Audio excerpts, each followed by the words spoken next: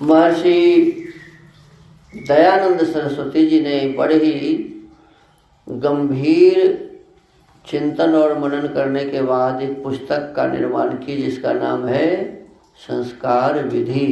क्या है जी? इस संस्कार विधि के माध्यम से मनुष्य का निर्माण होता है। किसका निर्माण होता है जी?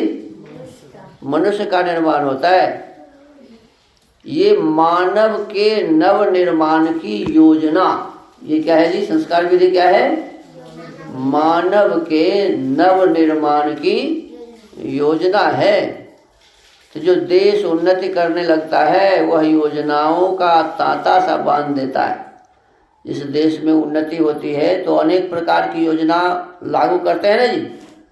पैसे कमाने की योजना, बहुत सारी शिक्षा का प्रचार प्रसार, ये सब करते हैं ना। तो कहते हैं कोई पंचवर्षीय योजना लगाता है कि 5 वर्ष तक मैं ऐसा ऐसा काम करूंगा। सरकार क्या करती है? पंचवर्षीय योजना लगाता है। कोई 10 वर्षीय, कोई 10 वर्ष की योजना बनाता है कि मुझे 10 वर्ष में ये सब काम करना है। तो इस प्रकार से बहुत सारी योजना, कोई रेल बनाने का, कोई सड़क बनाने का, कोई बांध बनाने की योजना बनाता है, कोई मिट्टी खोदने का, अनेक प्रकार की योजनाएं बनाते रहते हैं। कहते हैं कि इसी प्रकार से मनुष्य बनाने की भी योजना होनी चाहिए, लेकिन वर्तमान समय में ऐसा नहीं। सब कुछ बनाया जा रहा है लेकिन मनुष्य बनाने की योजना नहीं है। बड़े बड़े विद्यालय हैं, बड़े बड़े कॉलेज हैं, बड़े बड़े विश्वविद्यालय हैं, लेकिन कहीं भी ये योजना नहीं है कि जिसे हम विद्वान बना रहे हैं, जिसका हम निर्माण कर रहे हैं, उसका चरित्र का भी निर्माण हो, उसके आचार विचार व्यवहार का भी निर्माण हो। इस प्रकार की बातें नहीं हो रही। तो कहते हैं कि हमें अपने इस जीवन में मनुष्य का जीवन बढ़िया से बढ़िया हो, इसके लिए भी प्रयास करना चाहिए। तो ये कहाँ है? तो कहते हैं ये वैदिक संस्कृति में। कहाँ है जी? अब वैदिक संस्कृति से तो लोग घृणा करते हैं। वैदिक संस्कृति को कहते हैं भाई ये धर्म की बात है, इसको स्कूल में मत लागू करो। हम जाते हैं स्कूल में तो कई शिक्षक ऐसे कहते हैं कि हम लोग धर्म कर्म का काम यहाँ नहीं होने देते हैं।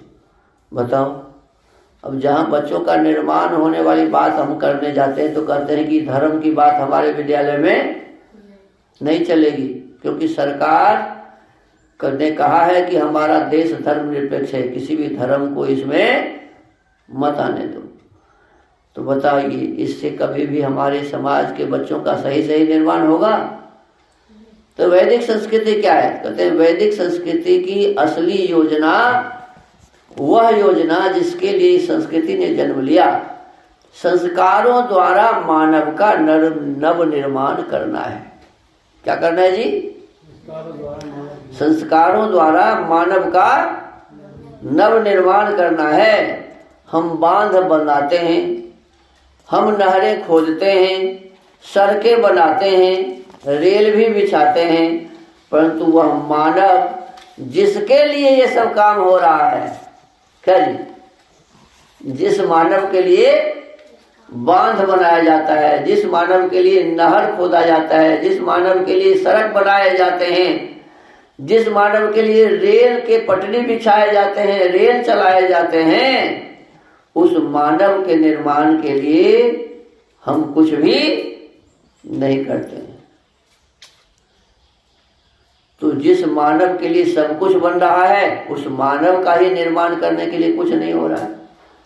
कहते वह कहाँ है? उसके लिए हमने 5 वर्षीय या 10 वर्षीय कौन सी योजना बनाई है? कोई बनाया है क्या? मुझे 5 वर्ष में अपने बच्चों का ऐसे निर्माण करना है। कौन सी योजना बनाई है?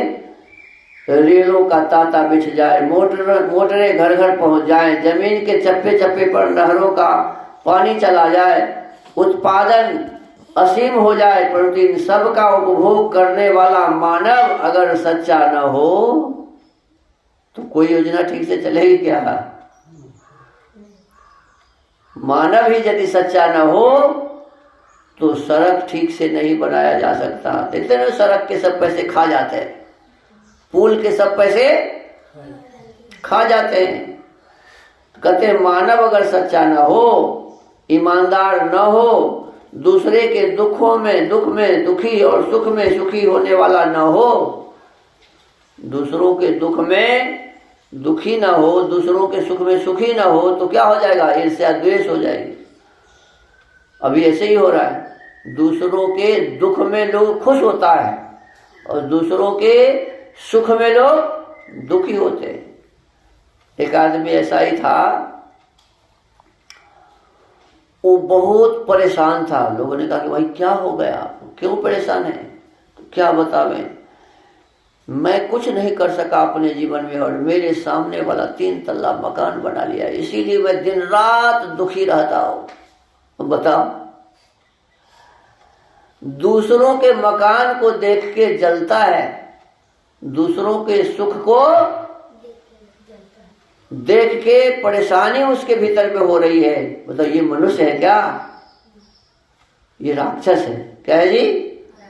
तो अभी राक्षस ज्यादा पैदा हो गए हैं। तो कहते हैं दूसरों के दुख में जो दुखी नहीं होता है और दूसरों के सुख में जो सुखी नहीं होने वाला है, दुराचारी हो, दुष्टाचारी, भ्रष्टाचारी हो, व्यभिचारी हो, तो ये रेल, मोटर और नहरें, ये बांध किसके काम आएंगे? किसी के भी काम नहीं आएंगे। और क्या ऐसा हो नहीं रहा? यही तो अभी हो रहा है। अभी भागलपुर में जो पुल बना 1700 करोड़ में बना और उद्घाटन भी नहीं हुआ और पुल गिर गया। बताओ, ये यदि हम मानव का निर्माण नहीं करेंगे तो यही सब होने वाला है। हम थाने में जाते हैं तो वहां भी सुनने को आता है कि पढ़े लिखे बैठे हुए दरोगा साहब क्या लेते हैं? घूस लेते हैं। हम सीओ और बीडीओ के पास जाते हैं, कर्मचारी के पास जाते हैं, तो वहां भी यही सुनने को मिलता है कि बिना घूस का इस ऑफिस में कोई भी काम नहीं होता। अरे बड़े बड़े एसपी और कलेक्टर भी घूस लेते हुए पकड़ाते हैं। प्रधानमंत्री, राष्ट्रपति भी गलती कर जाते हैं। अब बताइए, जब हम सही मनुष्य का निर्माण नहीं करेंगे तो यही सब न होगा। तो ये रेल किस काम के, ये सड़क किस काम के, ये बांध और पुल किस काम के, जब हम ही सही नहीं है तो सबसे पहले क्या बनाना चाहिए जी? कहा कि क्या चारों तरफ चकाचौंध कर देने वाले वैभव की बढ़ती के साथ साथ मानव का, उस मानव का जिसके लिए यह संपूर्ण वैभव खड़ा किया जा रहा है, दिनों दिन पतन नहीं हो रहा है। दिनों दिन सबका क्या हो रहा है जी? पतन हो रहा है। मानव कहाँ है? एक व्यक्ति दिन में लालटेन लेकर के जा रहा था, लालटेन जला के। किसी ने पूछा, अरे पागल हो गए हो, दिन में कहीं लालटेन जलाया जाता है, क्यों जलाते हो? कि मनुष्य को खोज रहा हूं। क्या कहा? मनुष्य को खोज रहा हूं। तो अरे ये सब मनुष्य नहीं दिख रहा है? अरे इसमें से कोई भी मनुष्य नहीं है। सच्चाई ये है कि आंख कान नाक वाला तो है मनुष्य जैसा, लेकिन इसके भीतर में मनुष्यता नहीं है। तो जिसके भीतर मनुष्यता हो उस मनुष्य को खोज रहा हूं। तो कहते हैं वो मानव कहाँ है? कहाँ है वह मानव जिसमें मानवीयता हो? वह मानव जो प्रलोभनों के प्रचंड बवंडर उठ खड़े होने पर उसे तिनकों की तरह परे फेंक दे। जब कोई बवंडर हो तो उस बवंडर को नष्ट करने में जो आगे बढ़ के काम करे, तो ऐसा मानव कहाँ मिलता है? वैदिक संस्कृति की सबसे बड़ी योजना, और उस योजना का केंद्र बिंदु क्या है? संस्कार। संस्कार के द्वारा मानव का नव निर्माण किया जाता है।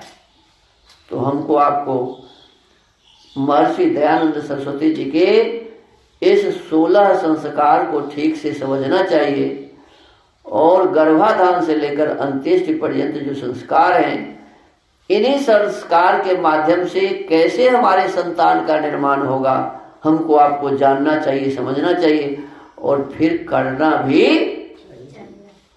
सुसंतान का निर्माण करना होता है, जो आज न शिक्षक कर रहे हैं, न सरकार कर रही है, न माता पिता कर रहे हैं। सभी एक ही योजना में है, अधिक से अधिक पैसे कैसे कमा लिए जाएं, अधिक से अधिक पैसा कमाकर बहुत बड़ा बड़ा भवन मकान कैसे बना लिया जाए, गाड़ी बाड़ी यह सब इसकी सुविधा कैसे हो जाए, हवाई जहाज। तो आवश्यकता इस बात की है कि वह तो होना चाहिए, लेकिन उससे पहले हमारे भीतर में संस्कार होने चाहिए। पिछले दिनों बताया था कि संस्कार का मतलब होता है अपने आप को सुंदर बनाना, अपने संतान को सुंदर बनाना, अपने संतान को श्रेष्ठ बनाना, महान बनाना। जिस देश में हमें, उस देश के नागरिक को उत्तम, श्रेष्ठ और महान बनाने की योजना जो है, उसी का नाम क्या है जी? संस्कार।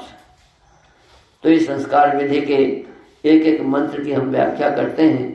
तो आज हमारा ये दूसरा मंत्र है। ओम हिरण्यगर्भः समवर्तताग्रे भूतस्य जातः पतिरेक आसीत् सदाधार पृथिवीं द्यामुते मां कस्मै देवाय हविषा विधेमा। इसका शब्दार्थ है, जो हिरण्यगर्भः स्वप्रकाश स्वरूप और जिसने प्रकाश करने हारे सूर्य चंद्रादि पदार्थ उत्पन्न करके धारण किए हैं।